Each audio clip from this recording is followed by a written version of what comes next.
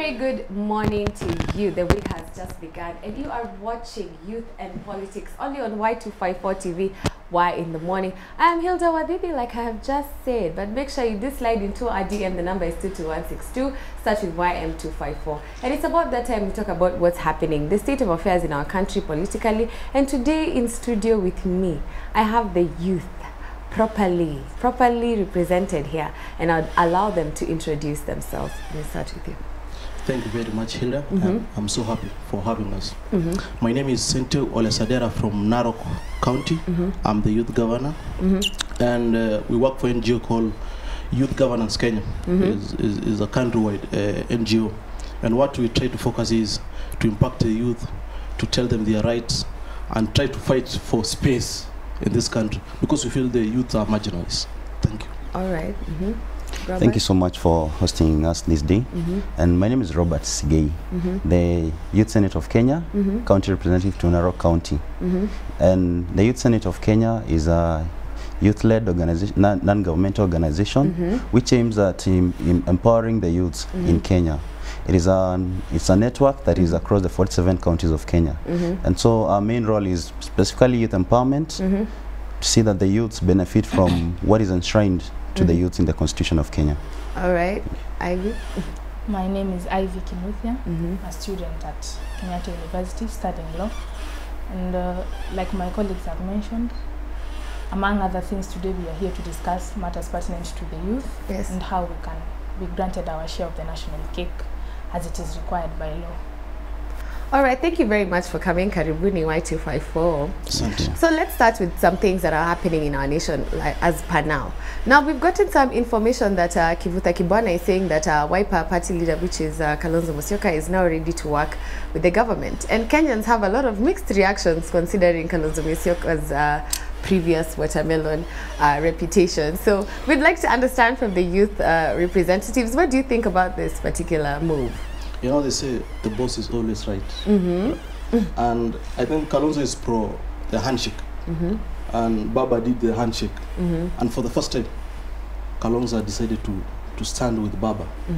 And they say the boss is always right. So I think Kalonzo is right in whatever he's doing. And I think he is planning for 2022 survival. All right, where do you think, Robert? That's actually a very brilliant move. And for Kalonzo, many of us have known him to be a man with no specific stand. Yes. But now for what he's done, we actually appreciate and applaud him for what he's done in coming up to support the government in achieving its Big Four agenda. And so we want to see him very active in supporting the same. If we, when we go and check out his background in Ukambani, we want to see that his people also benefit out of this, from the handshake to being part of the building bridges team in terms of coming as a principal, co-principal in NASA. So we want him to see that he's taken the same to his people in Ukambani and actually impact the same across the country. All right, yes. Ivy? In line with whatever they had promised us as they were doing their manifesto, and not forgetting the Building Bridges initiative, I think it is, I would say it is, I would give him a pongezi for that, because if it is for the greater good of the nation, then I think it is worthwhile for him to join hands with the government. And bearing in mind yesterday, the Deputy President also extended an olive branch to the Wiper Party in general, I think it is very much in order, if it is for the greater good of the country and not other millennial. Okay, it's speaking of the greater good, the concern of Kenyans is the strength of the opposition. That's the fate of the opposition. In line with the handshake that happened between Raila and Uhuru Kenyatta, and now we're seeing also Kalonzo Musyoka joining, what people believe that the opposition is very weak. So let's talk about the fate of the opposition in this country. What do you think? That's very true. They say there's no leadership without question. In leadership, there must be question because people want performance. It's very true, and it's very sad that in Kenya today, the opposition is becoming very weak. And the role of the opposition is to do the oversight. So I think the oversight in the constitution now will be done by parliament. So we are looking up to as the youth, as the people of Kenya, we look up to to Parliament to do the oversight, because now we've got a very weak opposition. Yes. What do you think, Robert? Actually, when it comes to matters to do with the opposition, I feel that it's a moment in which the government is actually getting to be put on toes to see that everything that it has put in place is actually being implemented. And having the people that were in the opposition coming into the government, that means that they'll be having the pertinent information concerning every project that is going to take place in the country, so that now, in case there is anything that is not going in line to what is expected, that is where they're going to now air their views. And I think, you know, politicians, they as we say, they come in, you can hire a politician. So they'll still speak out their mind at the end of the day. So in case there is anything that is going to be taking place in the government that is not supposed to be as per the expectations of the common mwananchi, then these are the same people that are going to say it. They are going to be the people that are going to air it. So I believe that with them coming in the government, the opposition, though we may not be as strong as such, but I expect that things will be streamlined better. All right, Ivy, what do you think as a law student? The main function of the opposition is to maintain a checks and balances system with the government. So if we fail to have an opposition, I think the government will have the day and have it all. But prior to the handshake, you'd agree with me that the opposition was very much vocal. Yes. For anything that happened, I mean, after the inauguration and before the handshake. But as per now, with the handshake initiative, with the most huge problem being corruption, you'd expect that the opposition would be as far to hit on the government where they feel has been done wrongly. So I agree that the opposition as per now is weak, and we need to have an opposition that is a bit strong to maintain a system of good governance in the executive. But well, if they all join government, then who will be opposition? That is true. That's the big question. But all right, there's something you mentioned which I liked. You mentioned about how the youth deserve a piece of the national cake, and I'd like to direct this question to the both of you. As a youth senator and a youth governor, how do you feel like the government, do you feel involved, or do you feel like the government can do more? Because what I'm hearing is non-governmental when you guys had introduced yourself. Why is it not governmental? Like, you guys are representing us on a leader basis. Why is it, what can you say the government is not doing in terms of the youth leadership? Let's start with Theo. There's so many programs run by the government to empower the youth, but at the grassroots level, we are not feeling it. Like the 10% tender should go to the youth. Like there's a program run by the women rep for youth empowerment and women, but currently the youths are not feeling. The youth in this country are 70%, and when we talk about 70%, is a bigger size of the population. Yes. And the youth, for the first time, are starting now to get influence in leadership and many other issues. And what we are trying to do as NGOs, for the first time, we want the youth to take charge of the leadership. They say politics is all about numbers. And the youth got the number, and I believe the youth have never gotten influence of the leadership of politics. You know, they say politics is a game, it's a game of the numbers, and the youth have the number, and that's why we're trying to do with my friend Sigei. We're trying to mobilize the youth so that we also get our share in the county government, in the national government. And we reduce the story of sufferers. Sufferers, okay.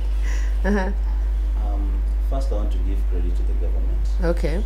And I'll also for bringing up all these institutions meant to come in place for the youth. But I'll still discredit it for one reason. It has given us the platforms, it has given us the institution, but it has not given us the platform for us to enjoy the benefits that accrue from that. So you can see we have from financial institutions like Uwezo Fund, we even have the Women Enterprise Funds, which is something across the country. But now the challenge is these people are only acting in the urban centers. The common youth at the grassroots doesn't even have an idea of what these are, and they have not gone ahead and to do civic education to educate the youths on the ground. So civic education is a problem. Yeah, that's the main thing, because we actually say information is information is power, right? So without that, there's nothing that you can do, even in your own capacity. If you're told to go to a certain place, you're not given directions, then I don't think that you'll get into the destination. So we need the government to come in place and actually enlighten the youths on what exactly is doing. But now we as the non-governmental youth organizations, we are championing for that.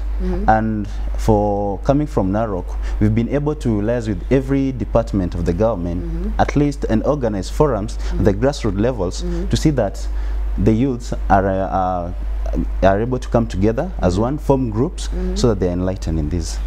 Yes. But I got a different idea. Okay. What I want to tell the youth is, I mean, the time is now. I want to tell the youths, unite, form a political party, take over the government, and help yourself. Okay, but if the platform is there and there are no resources, I mean, like it's a bit peculiar. And let's talk about your county, Narok. Huh? We have recently had this whole drama about the Mao eviction story. So on the ground, as a youth there in Narok, what has been the feedback you've gotten from your fellow youth man on that side with regards to that story? This is what I like to actually ask the government. I want the government to come clear and state where exactly it's positioning itself in evicting the people, because we have 2 cut lines in place.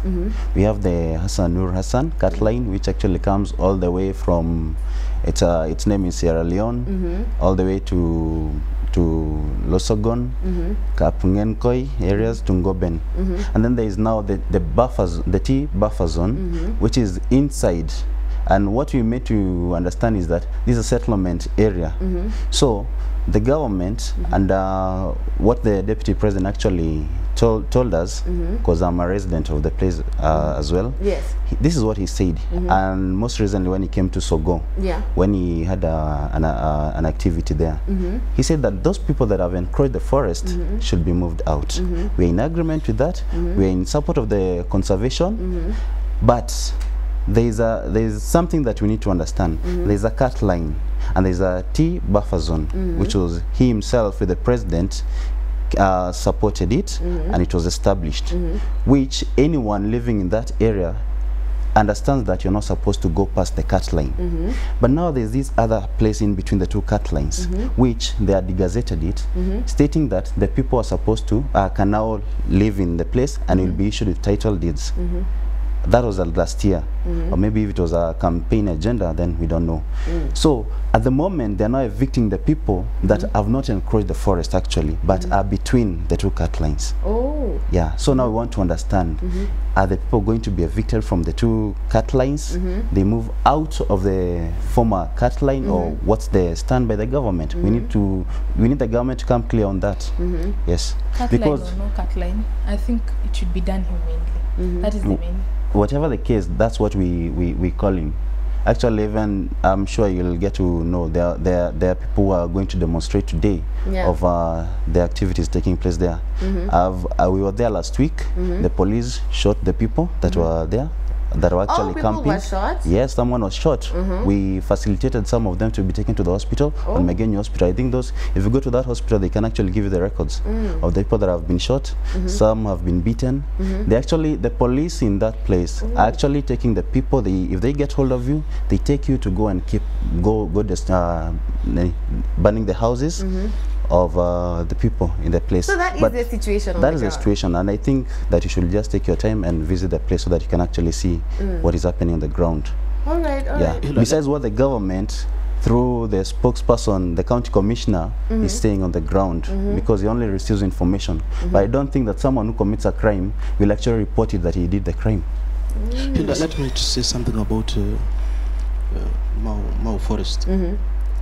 the issue of more forest is a matter of survival. And the Bible says, do to others what you wish to be done unto you. The fiction done by the government should be humane. I mean, it should be done in a humane way. But as I said earlier, Mau issue is about survival. For the first time, Mara River, I mean, the water in the Mara River went down in the record of history of Mara. Lake Victoria, 60% of the water come from the Mau. Whether there's cut line or no cut line, how many people have I mean, titles, how many have papers for ownership of the Mau? There are few. The titles which are there, they are less than 500. So technically, Hilda, we don't wish to discuss the issue of Mau here. I mean, it's not the right platform to talk, because it's a very sensitive issue. It is an issue of survival of the next generation and the generation to come. So it's not the right platform to talk about it. But I think I'll say this is our stand. Even as the residents from the area, we support conservation. Yes. We are not against it. We do support it, at least for our well-being, because it will be very ironical to find that someone lives near the water catchment area but experiences drought. Yeah. Yeah.